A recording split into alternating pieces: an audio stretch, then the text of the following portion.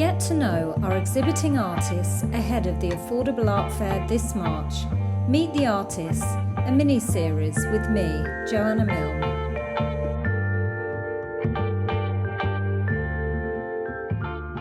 So, I'm excited to be here with Joy Gosney, an abstract painter from Newark in Nottinghamshire. We'll be taking a selection of her work with us to the Affordable Art Fair in Battersea in March. How are you doing, Joy? I'm really good, thank you. Yes, I'm fine. I'm wishing the weather was a little bit more sunny, but apart from that, Yeah, me that's, too. we're Me doing all too. right. So I found you on Instagram, Yeah.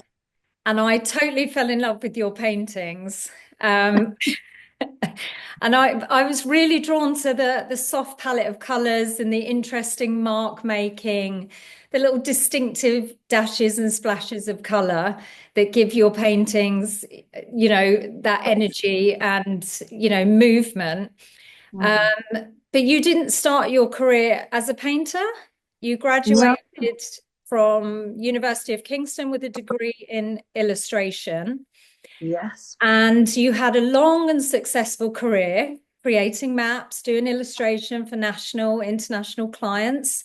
Mhm. You've worked with HarperCollins, Penguin India, illustrating for the BBC, Good Food, Tesco, and many, many more. So you've got Yeah. this huge portfolio.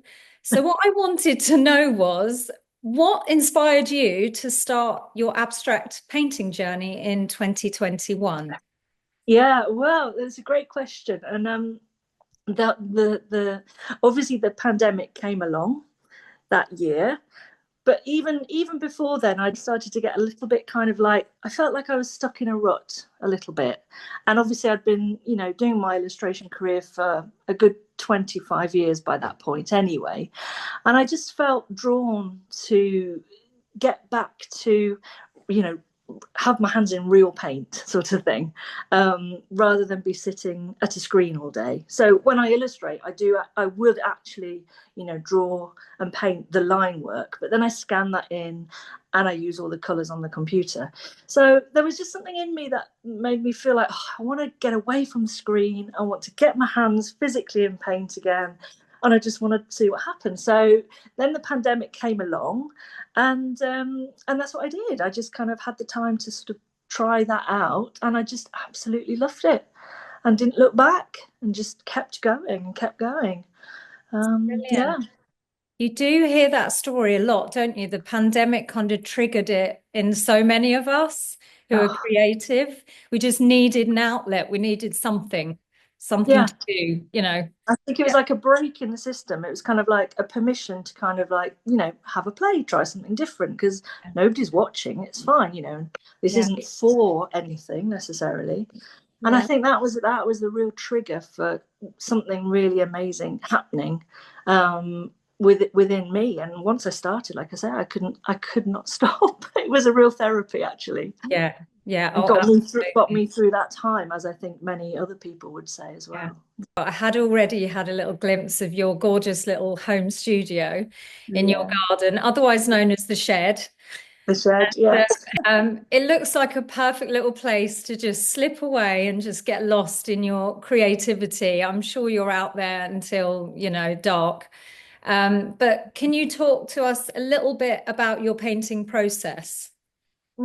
Yeah, yeah, definitely. So, like I say, when I first kind of started, it was all about just playing and not worrying, and not worrying about an outcome or anything like that, which had been my whole career up to then. What's this going to look like? Um, so when I got over the hurdle of that, a mental hurdle really, I just reveled in this feeling of play. So that's kind of become my process. I will completely start out with random, really random marks, random abstract marks, just to cover the surface of whatever I'm working on, which is normally a wooden panel. Um, and that just like gets me started, and I'll turn the painting around, I'll turn it upside down, I'll go away, I'll come back to it, and after a little while of putting more layers on, um, things start to sort of coalesce, if you like, almost like I have it in my head as a sort of like putting together a jigsaw puzzle, but there is no guide to what the overall picture should look like in the end. You're working it out as you go, which is very mentally stimulating. I really, really love that aspect of it. So I don't know where it's going to go. I have no idea what the thing's going to look like when I start out. I just let the marks as I put them down and the colours as I put them down start to tell me what it should be, kind of thing. So it's a very free process, which gets sort of narrower, towards the end as it becomes something. And yeah, so underneath all of my paintings, which are mostly nowadays sort of abstract landscapes, underneath all those layers, it's just lots of abstract marks.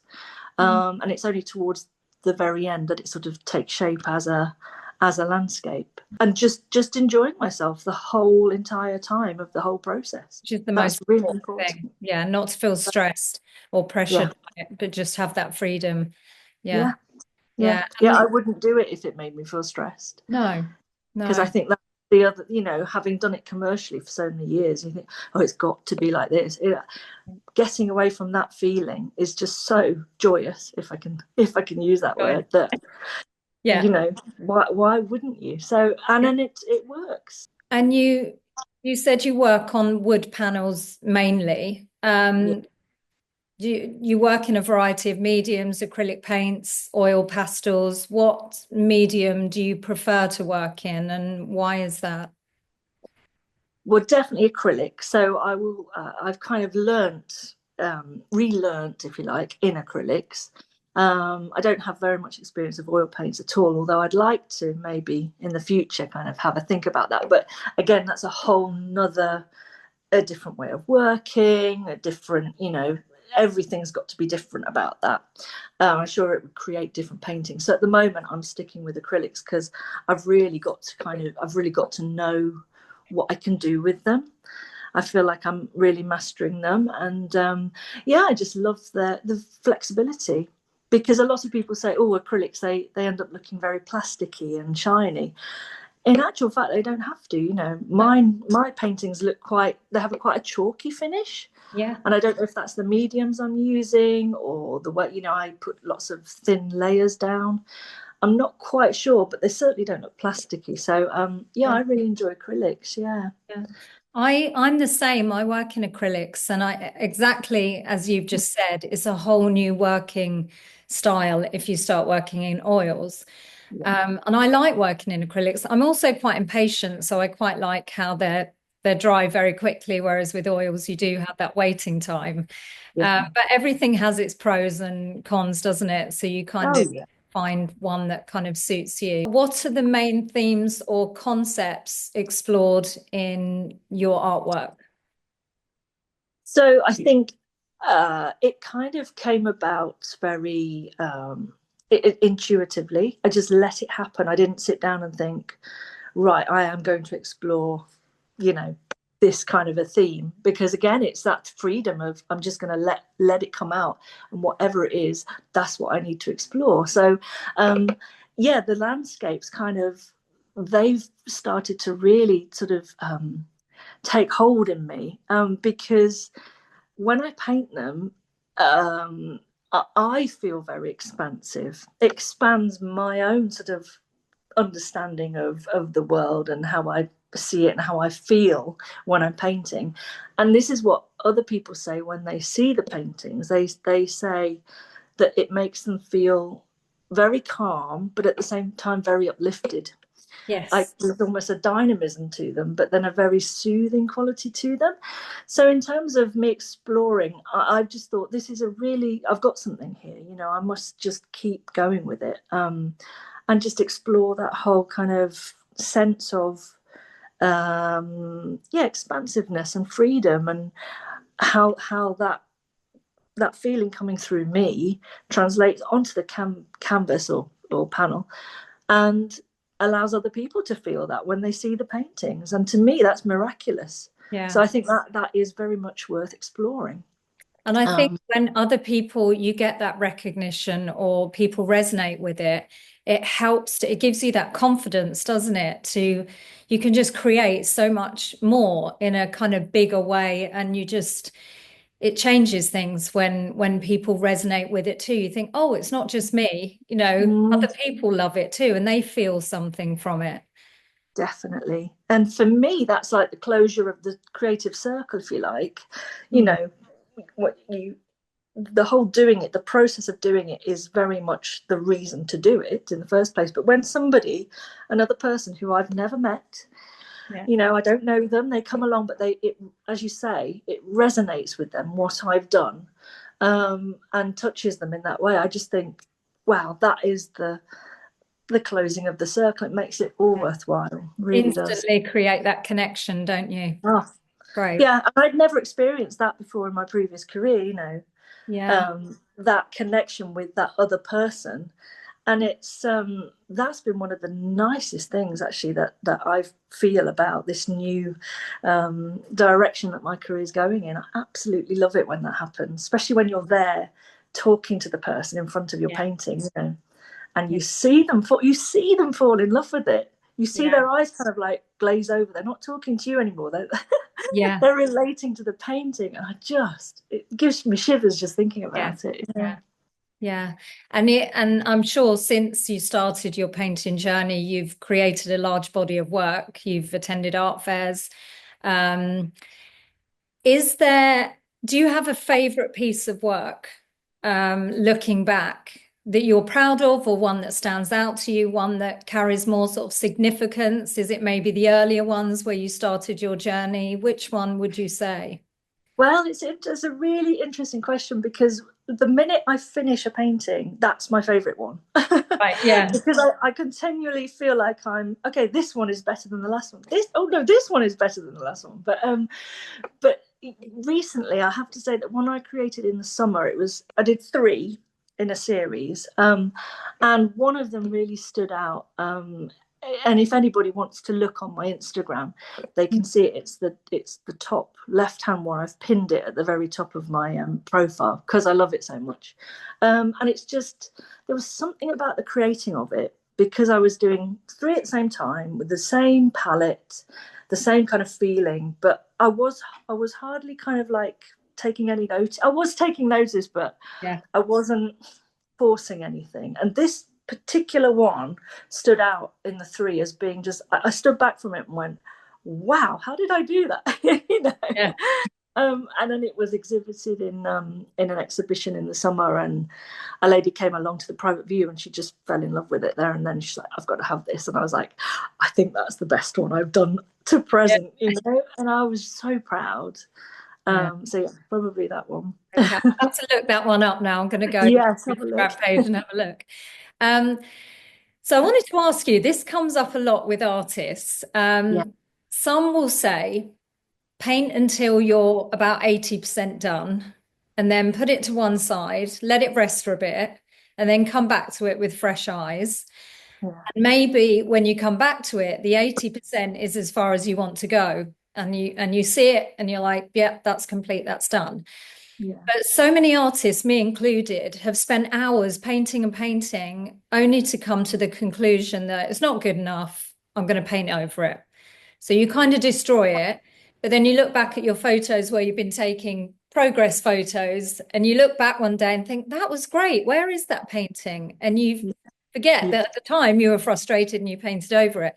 How do you know when your painting is finished? Yeah, you do. You learn very quickly not to overdo it, don't you?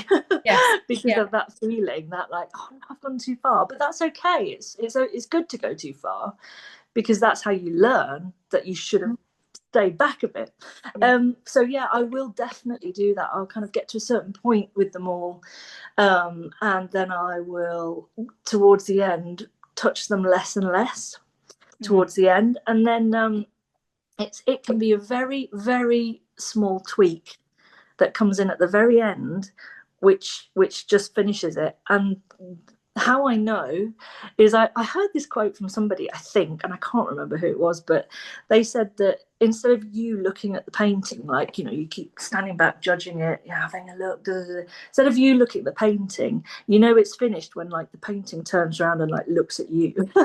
Right. Okay. And I really related to that because it's Yeah. like you can make a few strokes and then all of a sudden that painting says, no, don't touch me anymore. I am finished. Right. And that's when, you know, also, you know, I've got a few frames down in the studio that I just pop the painting in every now and again when I'm getting near the end so that I can kind of just stand back and look at it in its frame, and that really helps me go, yeah, it's not quite finished, or no, or that looks beautiful, I'm leaving it there, kind of thing. Lots of artists struggle in lots of different ways, whether it's self-doubt, whether it's a lack of recognition, whether it's juggling another job while they're painting, keeping up with social posts now. Now we have social media, which is so time consuming. What do you find to be the most challenging part of being an artist? I mean, I kind of want to say, yeah, self-doubt probably, but at the same time, I think I've been creative for so long now, and I've been through those up and downs so many times throughout my entire career that I've kind of learned not to worry about that so much anymore. Um, I actually love everything about being an artist. It's really hard to find a downside for me. I love being um, very, you know, on my own. I love having that solitude, which I had as an illustrator, but then I never had the kind of the camaraderie that I now have as an artist, where I'm putting exhibitions on, being with a gallery, you know, being invited to do things together as a team, you know. So it's like a win-win. It's like all the good things have come together now in this period of my life. So it's very hard. Okay, let's say it's really hard to be an artist when the studio is ice cold in the morning. That's Yeah. about the only thing I can think. But as I soon as love I'm that. warm, I'm happy again. Yeah, exactly. But I love that you have a positive outlook on it and it's not I all feel downbeat, because so many artists are like, oh, and there's this and there's that and there's, but ultimately you're following your passion, you're waking up every morning and doing something you absolutely love and having the freedom to do it. So I think it's great absolutely. that you Yeah. have. I think every challenge that I encounter as an artist, as a fine artist, is exciting now to overcome for me. It's not like oh god, it's a oh wow, how logistically am I going to get that to the gallery? You Yeah, know, oh how am I going to pay for this exhibition? Oh how am I going to meet other artists? You know, it's yeah, more of an exciting yeah. journey now. So yeah, I that's my love that. to Um, that. I love that. It's so positive. Um, Yeah. just a simple question. Mm-hmm. What does art mean to you? That's such a simple question. It's not actually a It's a simple big question. no. It's a huge question, but it it means everything. I think it's been art in various forms. It's been in my life like forever since I was a child. You know, I'd never wanted to do anything else with my life. So in that sense, art sort of is everything to me. Um, but more than that, it's a way to express myself. And having found that in a way which is again not now for anybody else. It's not answering a brief, it's not a book cover, it's not got to look like something. This is me expressing myself just completely raw. And I think, you know, some people are really good at writing, some people are really good at, you know, perhaps singing or, you know, expressing themselves in different ways like that. And I realize now that my way of expressing myself is through my art. So it's a really, art is such a healing, Yeah. important thing in life, in society as well. And I wish people understood that more and Yeah. appreciated that more and could be helped to appreciate that more, because a lot of people, you know, they get it beaten out of them at school kind of thing, Oh, and as adults they're like, oh, I can't even draw a stick man, you know, and you can tell they feel bad about that, yeah. Yeah. and they shouldn't, because art's such a wonderful resource that we all have in us. I agree. So yeah, so that's pretty much Yeah. a big answer to a big question. So in March, you're among 6 artists that we're taking with us to the Affordable Art Fair in Battersea. What are you most excited about? Well, gosh, I'm excited about everything to do with the art fair. It's going to be, I just feel like it's going to be so exciting. It's going to be my first London art fair. Oh, I've done an art fair in Brighton on my own, but I've never been with, in part, with a gallery with other artists who you've selected, to come along to the art fair with you, which is just an honor in itself. But I'm most excited to kind of see how my work is received there, really, and yeah. what people think about it. I'm excited to visit and yeah, just like be amongst everybody else and hopefully talk to some people who might be coming up to the stand and just see what they think and how the artwork makes them feel. And yeah, I'm really excited for it. I can't wait. So thank you for allowing us to take your work. Just a fun question, really, to end the interview. If you could go back in time and step Yeah. into another artist's shoes, who would it be and why? Oh my gosh. Well, there are several contenders for this, but I try and narrow it down.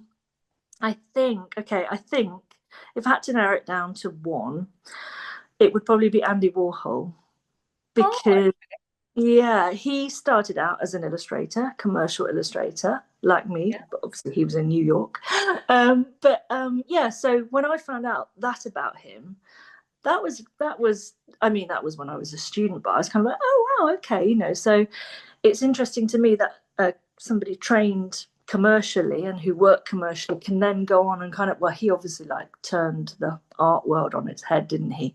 Hmm. Not that I'm thinking that I might be able to do that, but he was also, I think he was a very quiet person and quite introverted, again, which, I at heart I am as well. And yet he kind of managed to draw people around him and get such a buzz going around his work. But yeah, I really relate to